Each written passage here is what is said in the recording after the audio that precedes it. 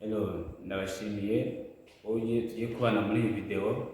Sasa leo tunajifunza tuna somo lipya ambalo ni somo hesabu. Leo tunaangalia jinsi tunahesabu kwenye lugha ya Kiswahili. Tugiye kureba uburyo ki imibare tuyita mu rurimi rw'Igiswahili. Sasa tunaanzia kwa sifuri tufikie hapa kwa 10,000. Tugiye guhera kuri 0 tugere ku bihumbi 10. Kaduhere kuri 0 tuvuga sufuri. Mu Giswahili 0 tuyita sufuri. Noneho rimwe tukayita moja. Okay? Noneho kabiri tukayita mbili. Noneho gatatu tukayita tatu. Noneho kane tukayita ine. Noneho tukajya kuri gatanu tukakita tano. Noneho gatandatu tukakita sita. Okay? Noneho karindwi tukakita saba. Kuni karindwi tugere ku 8. Noneho nane. Okay? 8. 9 ni 9. Noneho 10 ni 10. Okay? Noneho rero iyo tugeze ku 10 twabona ko 10 ari 10. Ushaka kongeraho nka rimwe uvuga uti 11.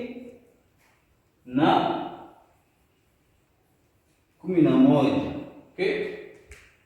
Ugenda wongera uti 11 ikaba 11. Washaka 15 ukavuga uti 12. Ugenda wongeraho 12, 13, 14, 15 ugakomeza mpaka ukagera kuri 20. Rero nanze kugenda nshiraho imibare yose kugira ngo naza kubatinjira, ariko none reka turebe iyo tugeze kuri 20 ukuntu tubyita. Niba ari 20 tubyita 20 kuvuga ngo ni 20. Naho ushaka noneho iyo ukomeje ugira uti 21 nkuko twabibonye hano ku 10. 21, 22, 23, 24 ugakomeza mpaka ukagera kuri 29. Hanyuma tukagera kuri 30 turyita 30 kuvuga ngo ni 30. Ushaka kugenda wongeraho indi mibare ugenda wongeraho uti 31, 32, hanyuma ugakomeza ukagera kuri 39 ugahita ugera kuri 40 byitwa cyangwa se bavuga 40 kuvuga ngo ni 40. Noneho 50 tuvuga 50.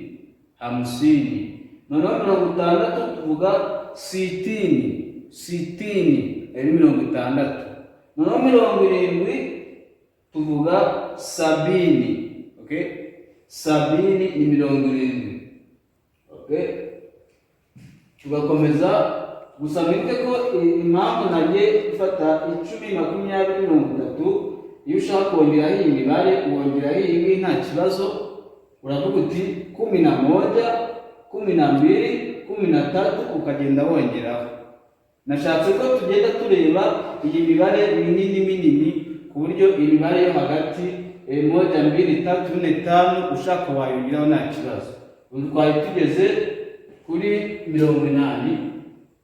80. Sawa? Noneho 90 ikaba 60.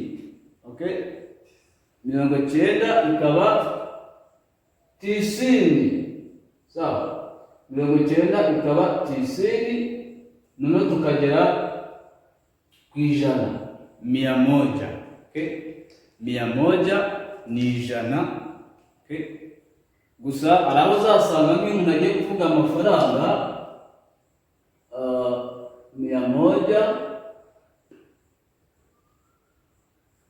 nko ku mafaranga aho ushaka kuvuga uti 100,000. Nibuze ngo 100,000 ubuvuze ngo amafaranga 100,000, ariko ubundi ijana cyangwa se ijana mu Kiswahili ni 100.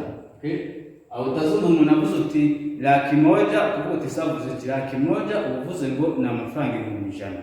kandi nkwibutsa ko niba utari bwakore subscribe ngira ngo akandi ko kanya ko kuyikora kora subscribe, uduhe na like kugira ngo video zose tuzajya dukora zijye zibasha kugeraho.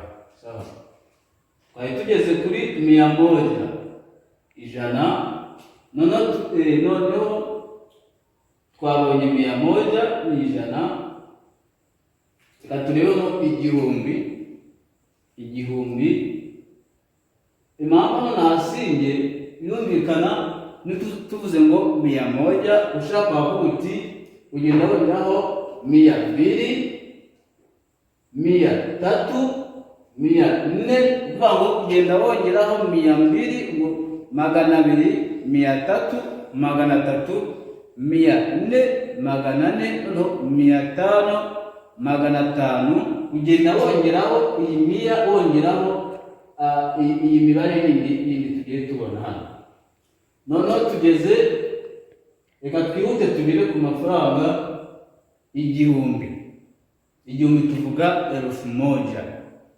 1,000 kwa ngo 1,000 iki ni igihumbi 1,000. Okay, noneho ibihumbi 2,000, 2,000 ibyo ni 2,000. noneho 3, 3,000, 4, 5, 5,000 ugenda wongera uko nagenda ubabwira. Ubwo twabonye ko elfu ariko ariko cya gihumbi cyacu twabonye ugenda wongeraho nka buryo 1,000, 2,000, 3,000 ugakomeza 7,000, 8,000, 9,000. noneho tugagarukira hano kuri 10,000, tuvuga ngo ibihumbi 10, 10,000. Okay, reka dusubiremo twihuta kugira ngo umuntu abashe kubyumva neza. Yani iyi ni imibare mu Kiswahili, twahereye kuri 0 twagana cyane ku bihumbi 10.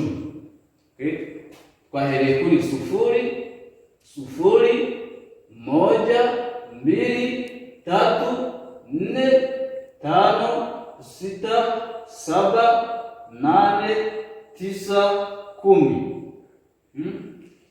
So kuko 11, 12 ukagenda wongeraho ino mibare bitewe niyo ushaka kugenda wongeraho 20, 30, 40, 50, 90, 70,